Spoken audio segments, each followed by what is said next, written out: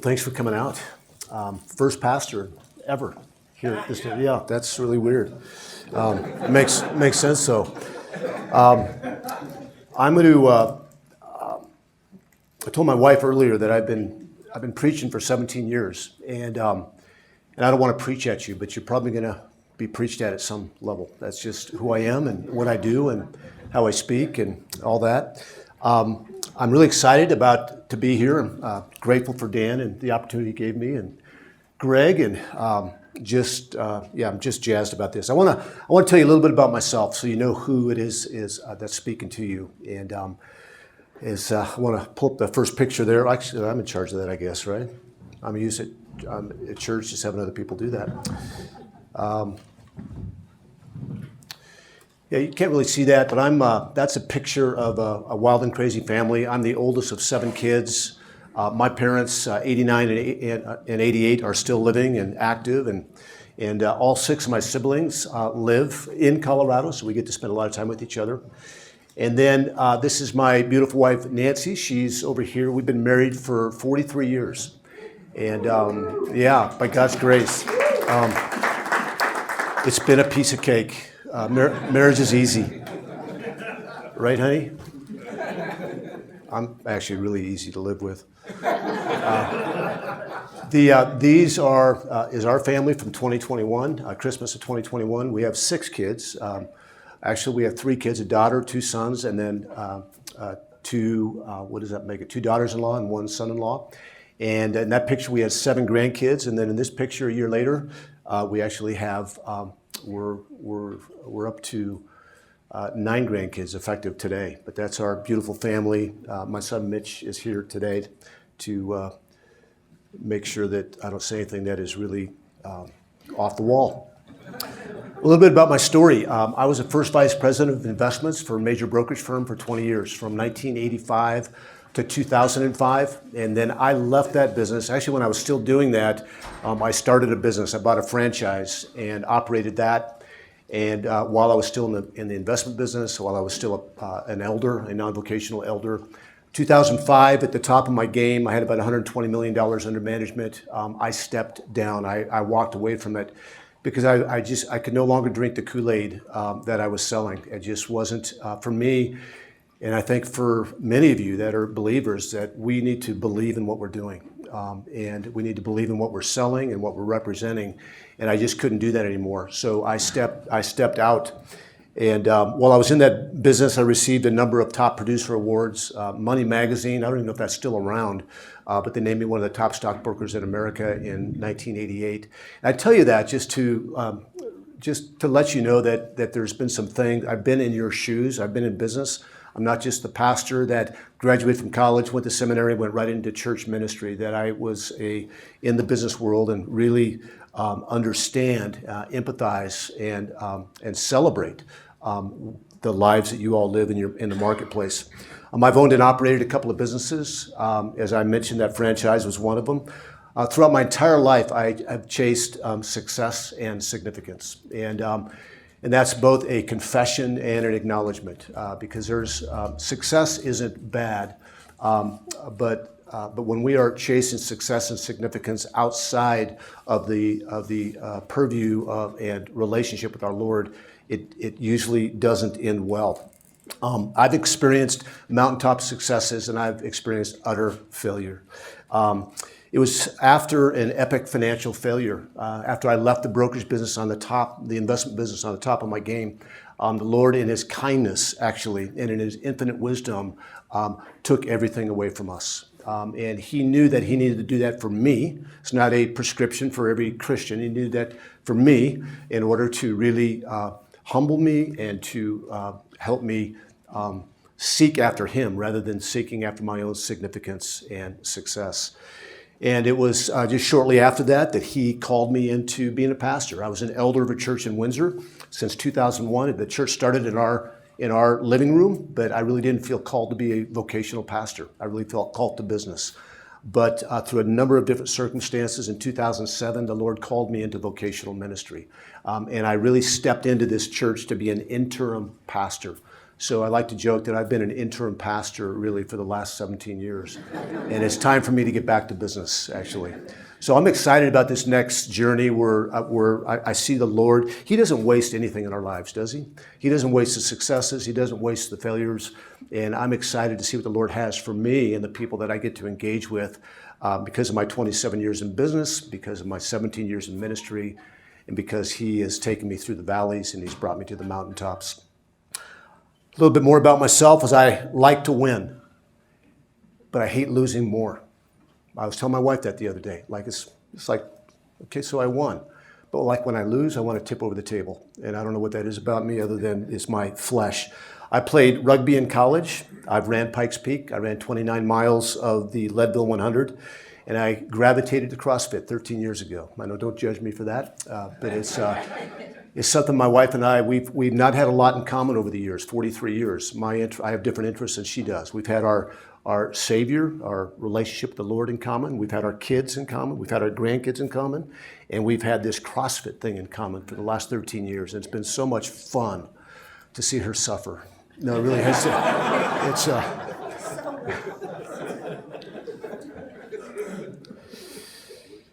After 43 years of marriage and 26 years in the marketplace and the last 17 years in local ministry, here's what I've discovered.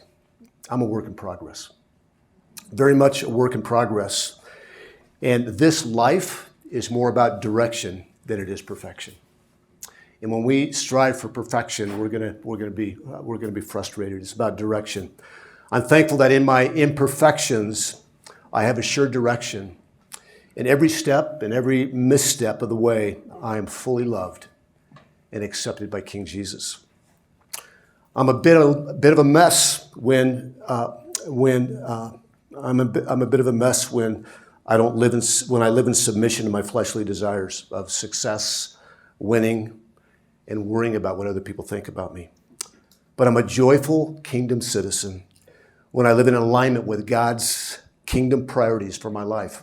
And we're going to talk about that today. We're going to talk about kingdom priorities. A phrase my church the phrase the people in my church knows well is, I'll say it again, is about direction, not perfection.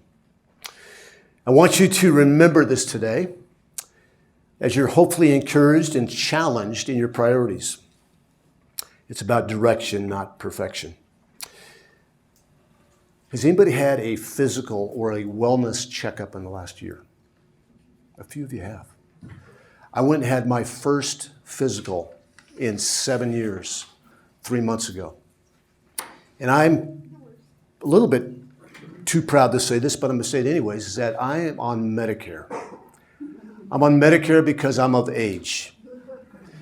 And I went in for my first post-Medicare checkup. It was one of the most disappointing things I've ever experienced. Because I was really like hoping to go in there and just like have them look under the hood, so to speak, and help me just see issues that I need to work on. And I walk in there and they put the blood pressure thing on and they check my pulse and then they take me this hallway and they do an eye test. They never even gave me the results of the eye test, so I don't even know if I'm half blind or not. And then I go into a room and the lady says, I'm going to give you 3 words to remember. She says, table, coin, ball.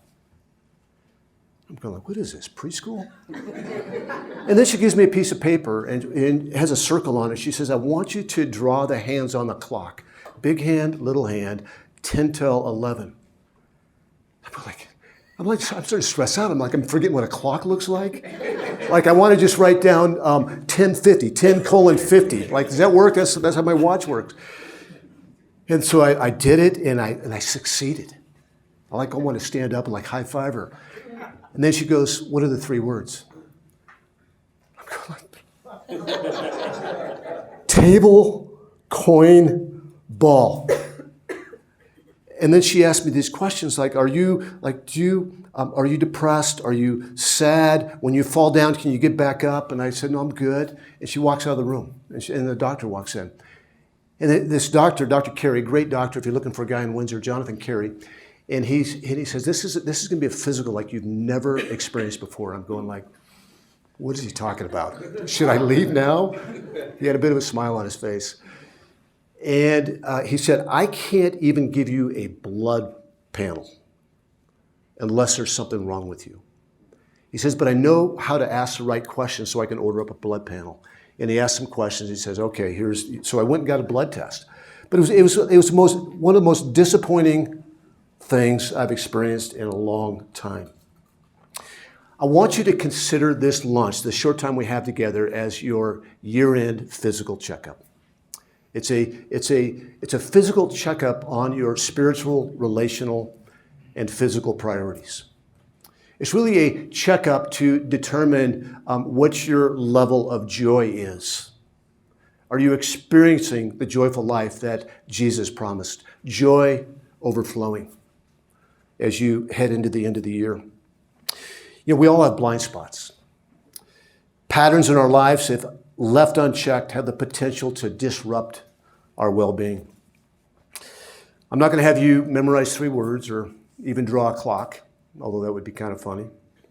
But I will encourage you to consider how you're feeling about your life spiritually, relationally, and physically as you approach the end of this year.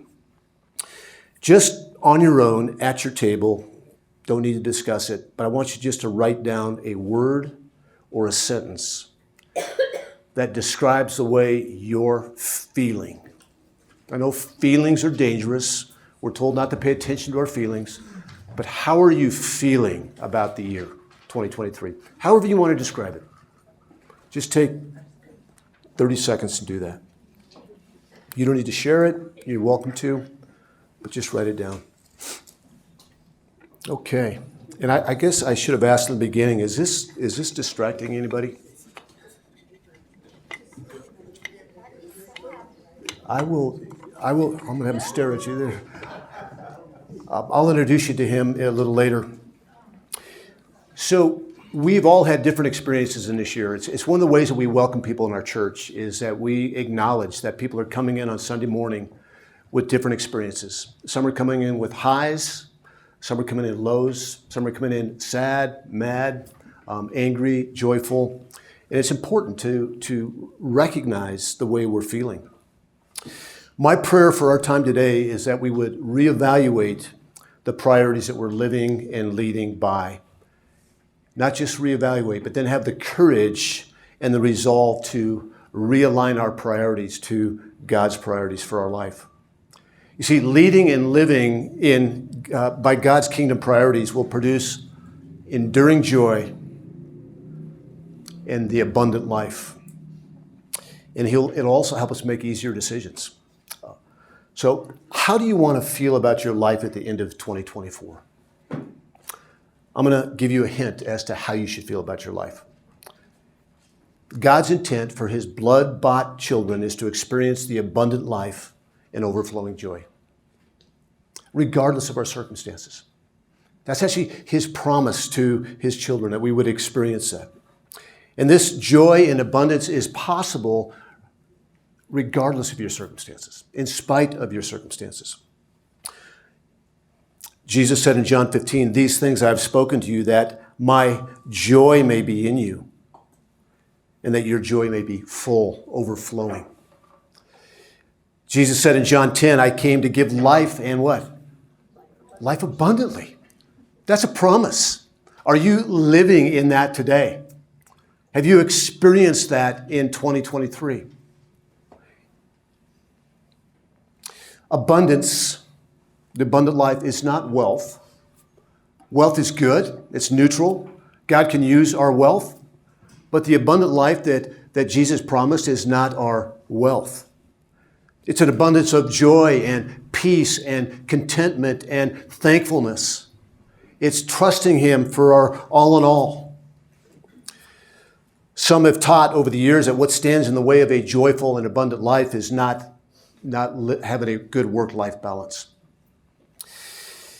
I think one of the questions on the advertisement that Kingdom Way put out, Dan asked me to write some teaser questions that might get people here. And I think one of the questions that I wrote is I asked the question, how's the balance of your life and leadership going? In other words, how's your work-life balance? I actually hate that question. Not sure why I put it on there. I don't think it's helpful. The concept of a balanced life is hard to grab a hold of, and it looks different for different people at different stages of life with different priorities. I don't know about you, but I don't have a neat pie chart on my wall that has this percent is family and this percent is work and this percent is exercise. It all just kind of blends together. My day isn't 9 to 5, and there are decisions that fly by at all hours of the day and night. So striving for a work-life balance makes me feel like I'm constantly failing. Have you experienced that? Where you've been admonished to just get your life in balance, and you feel like a failure. And no matter how hard I try, I can't seem to balance my life. The whole narrative, the whole work-life narrative is flawed, quite frankly. When I try to balance my work and my life, I inevitably end up feeling frustrated and guilty. And that's not the abundant life. That's not the joy that God promised us. I would suggest to you that it's more freeing and it's more effective to look through the lens of a prioritized life rather than a balanced life. Identifying my priorities is more attainable and rewarding than chasing the impossible goal of a work-life balance. Balance is not always possible, but priorities are essential. So today I want to encourage you to reflect on 3 priorities. And these 3 priorities will enable you to experience the abundant life and overflowing joy like you've never experienced it before if you truly prioritize these. I wanted to define priority. We all know what priority is. So I went to the best known source for any wisdom, and that's ChatGPT. And I typed in, what is the definition of a priority? And it told me this is pretty darn good. A priority, or priorities, help individuals or organizations. I think I've got that up on the screen. There it is. Priorities help individuals or organizations make decisions about where to focus their efforts and resources to achieve their desired outcomes. Pretty good. Helps individuals or organizations make decisions. That's what priorities help us do, make decisions about where to focus our efforts and our resources to achieve our desired outcomes. We all have desired outcomes, but oftentimes we're chasing those desired outcomes without knowing our priorities. And then I asked ChatGPT, what's your source? And it said, there is no source. I am the source. It didn't say I am the source, but it said there's no source. Then I put in my social security number and my birth date, Dan's address. It's, I can give you my number after we get done, since I said I was curious. Oh, you are? Oh, great. Here's a funny story. I don't even know what I was preaching. Sometimes, like when I go off notes, it's when my best speaking, but it's also when it's like I'm most offensive and I make the most mistakes, like I'm doing right now. But I don't remember what I was preaching, but I gave our garage code to everybody in the church and everybody that was listening online. And by the way, that's the same password for our bank account and for everything else that we have. And so I went home and I changed our garage code, but I left our passwords alone in the bank. So your work, your finances, and the bottom line in your business are very important. That's not my purpose today. We'll save that for another day. Today, I'll not be speaking to these. Living by these 3 priorities, spiritual, relational, and physical, will lead, I promise you, to greater joy and a more abundant life in spite of your circumstances. As busy leaders, we can get into the habit of operating in the tyranny of the urgent. Am I the only one? Just chasing our tails, just responding day in and day out. And we get in the habit of reacting and operating off of gut feelings rather than through a set of priorities. This creates unnecessary stress and robs us of joy and contentment. We're often swayed in our decision making to choose what's good while ignoring what's maybe better or best. And isn't that the challenge in every decision? Like every decision we're making is not between good and bad, it's between good, better, and best. Constantly deciding between those three. So I want to throw a table question at you, and I would encourage everybody at the table to think through it and discuss this question. And it is right there. So here it is. Are you clear about your priorities? Are you clear about your priorities? I'm not talking about your company's priorities or your company's values. I'm talking about your personal priorities. Are you clear about them? And then, second question, are your day-to-day decisions aligned with your priorities? And then just discuss that openly at the table and maybe share some examples about what some of your priorities are and how your decision-making aligns with those priorities. So let's take 5 or 7 minutes and do that at the table.